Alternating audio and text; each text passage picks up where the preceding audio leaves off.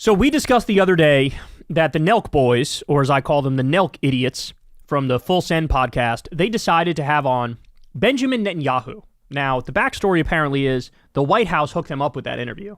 So Donald Trump wanted them to do the interview. They agreed to do the interview.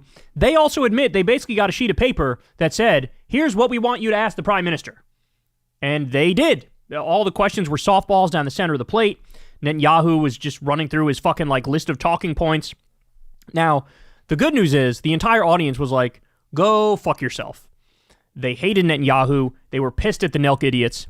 And there was backlash, which is why these guys were running around like chickens with their heads cut off. They were trying to talk to Nick Fuentes to make the problem go away. Then they were trying to talk to Hassan Piker to make the problem go away. They were doing anything and everything they could to try to say, no, it's cool, bro. No, we're just trying to hear both sides, bro. We'll have somebody on with a different opinion, bro. It's no big deal. It's whatever. But their audience is sort of like, hey, go fuck yourself. So guess what? We just got word.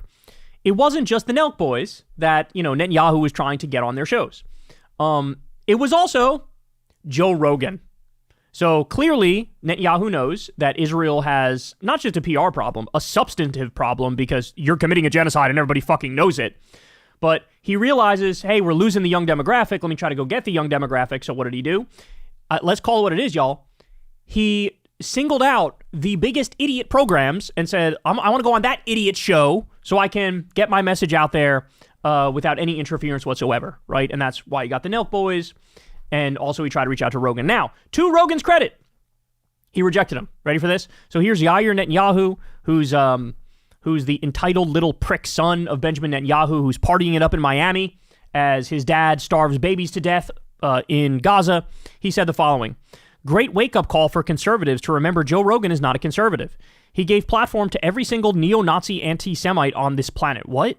But he refuses to have my father on his show because he knows that he doesn't stand a chance against him. And all those years of anti-Semitic propaganda will go to waste. Yeah, bro. That's what we call cope. Oh, he knows, bro. My dad will destroy him, bro.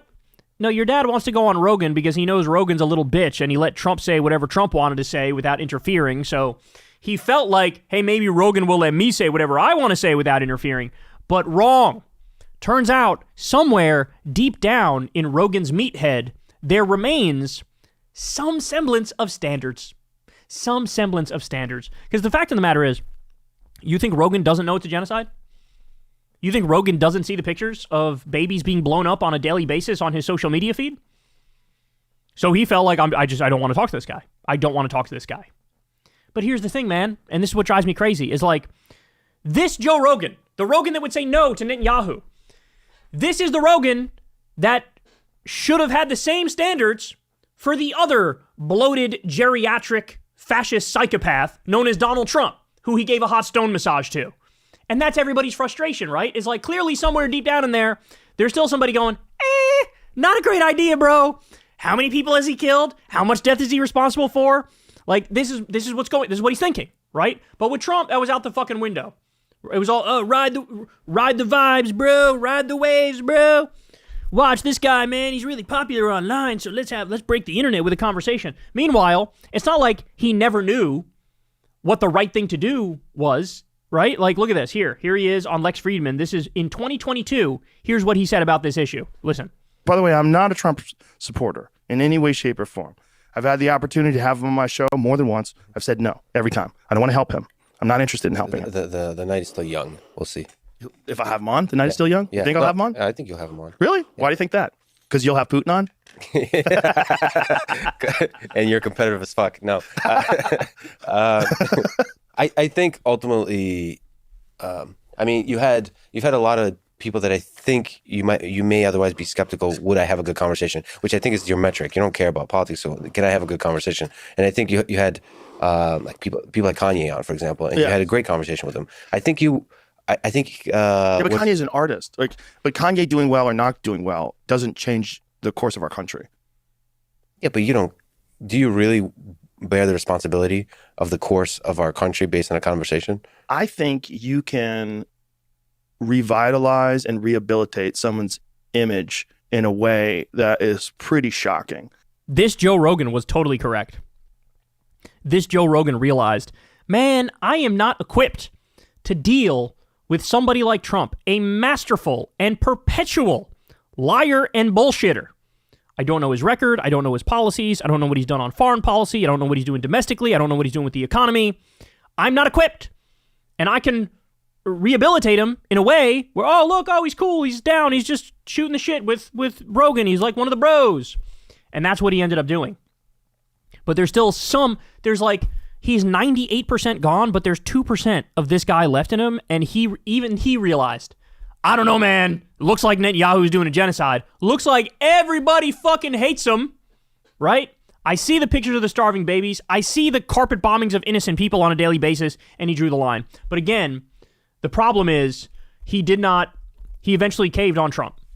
And he really was not able to internalize the catastrophe of Trump and the fact that he's a dictator in waiting. Even though he tried to overturn the election, even though he did the fake elector slate, even though he was charged with 91 crimes, Rogan still felt like, no, this guy's not that bad, bro.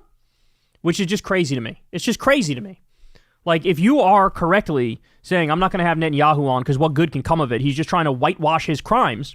Don't you realize it's the same fucking shit for Donald Trump? He's using you to get votes. And clearly Rogan was fine with that because he wound up endorsing him. He wound up going to the inauguration. But like, now you fucking own it. Now you own the fucking concentration camps that he built. Now you own the bombing of Yemen and the bombing of Iran.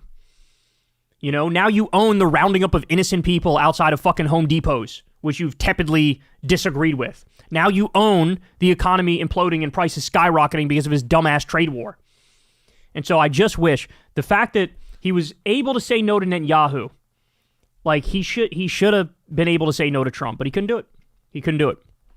He got high on his own supply, surrounded by a bunch of right-wing grifters, liked the vibes of Trump, self-radicalized, and ended up being a pawn of the establishment and a pawn of the fascists.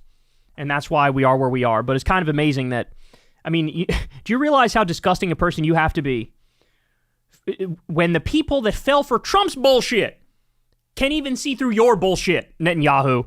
Like, think about that. That's a wild thing to think about, right? Is like, you are so extreme and so insane and so far gone that even the dipshits who looked at Trump and were like, yeah, I'm with that guy, even they were like, something's off with this other guy here. Really says it all, doesn't it? Hey, y'all, do me a favor and like and subscribe. It helps out big time in the algorithm. Click the bell as well for notifications when videos drop, and watch that video on screen right now. You know you want to.